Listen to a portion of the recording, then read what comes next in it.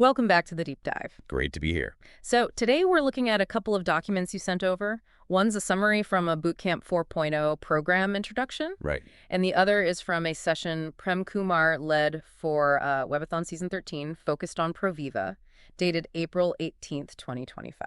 That's the one. Seems like a pretty focused meeting. Definitely. And our goal here isn't just to recap, we want to really dig in and pull out the core ideas, the actionable stuff about professional success from these meetings. Yeah, distill the strategies, the mindsets, make it useful. Exactly. What's quite interesting, I think, is how some really basic concepts, things like just being professional, are framed as absolutely essential for hitting big goals. Especially in direct selling, right? Where trust and that personal connection are, well, everything. Okay, so let's start there. Professionalism. Prem really seemed to hammer this home. It wasn't just a suggestion. Felt more like a baseline requirement. Yeah, like cameras always on in meetings. Yep. Dressing professionally even if you're at home. Right. Which is easy to let slide, isn't it? Totally. And getting rid of unprofessional habits, communication. He specifically mentioned avoiding loose talk. Which can cover a lot, I suppose. Yeah. Gossip, negativity. Probably. And it seems this ties into the whole Viva theme for the Webathon, suggesting maybe a more polished business image. I think so. Wow. In direct selling, your personal brand is the business in many ways. Camera on, shows you're there, you're engaged. Accountable. Yeah, exactly. And dressing the part, even online, it just projects competence, respect for the whole interaction. It builds credibility. Absolutely. And cutting out that loose talk, whatever it specifically means, just reinforces that trustworthy image. Creates a better environment. Makes sense. Okay, then he brought up this learn, do, teach principle. Oh yes, this cycle. Framed as fundamental for success. Yeah. And the summary even said the next step for everyone was to apply this daily. Simple idea, but how do you actually integrate that? Well, the strength is its progression, isn't it? You learn something, maybe from training, maybe a mentor. Then, crucially, you do it. You apply it immediately. That's where the understanding really sticks, much more than just reading about it. Right, the practical application. And then you teach it. Share it with your team, maybe. And that step, teaching, it does two things. It cements it for you. Because you have to explain it clearly. Exactly. And it helps grow the people around you. It's like you read a technique, you try it, then explaining it makes you find any gaps in your own knowledge. So that daily application, even small bits, adds up. Creates that continuous improvement loop. Got it. Now, this is where it got quite interesting for me, the focus on mindset and dedication. The Arjun analogy. Well, yeah, that too. But first, the statement about humans being the most intelligent and then pushing this idea of helping others succeed, not being selfish. Setting a high bar, isn't it? Believing in potential. Yeah, and that shift away from just pure self-interest. How significant is that focus on mindset? Oh, it's foundational, I'd say. Believing in potential encourages striving. And in a network business, helping others succeed isn't just altruistic. It actually builds your success too, right? Stronger teams, better collaboration. True.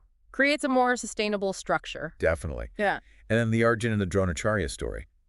Focusing only on the bird's eye. Unwavering focus. It's a powerful image for dedication, isn't it? If you want that 10 lakh rupee monthly income goal they mentioned. From Bootcamp 4.0, yeah. Then it requires not just hard work, but intensely focused work, cutting out the noise.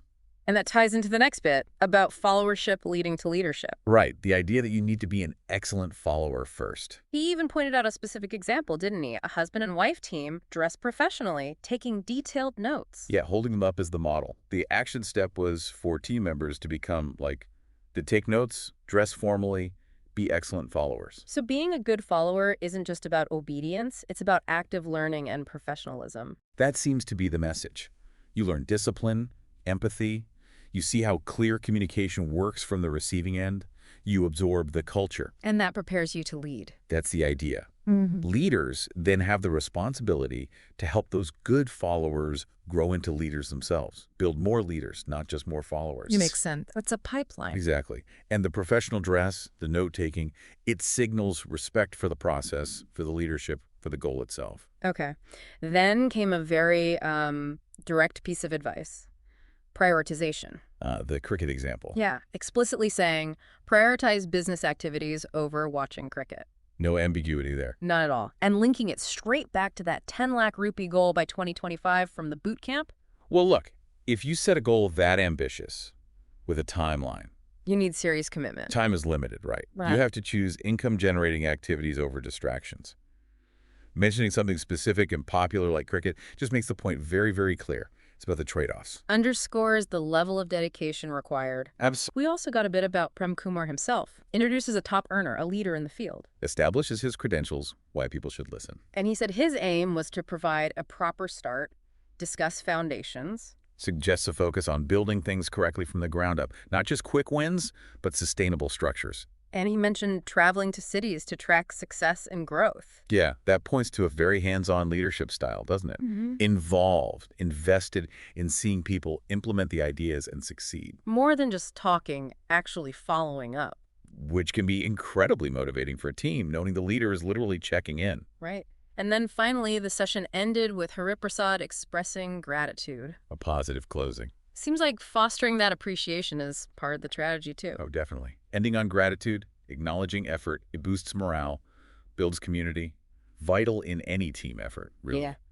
Makes people feel valued. So pulling it all together then, the big themes are relentless professionalism, In everything. this constant learn, do, teach cycle as the way to grow. The engine for development, yeah. Cultivating that focused, selfless, resilient kind of mindset. The Argent focus. Understanding that great followership is the bedrock for leadership. And leaders need to build more leaders. And just really intense prioritization of the business goals. It paints a picture of a very disciplined, structured, but also people-focused approach to hitting those big targets in direct selling.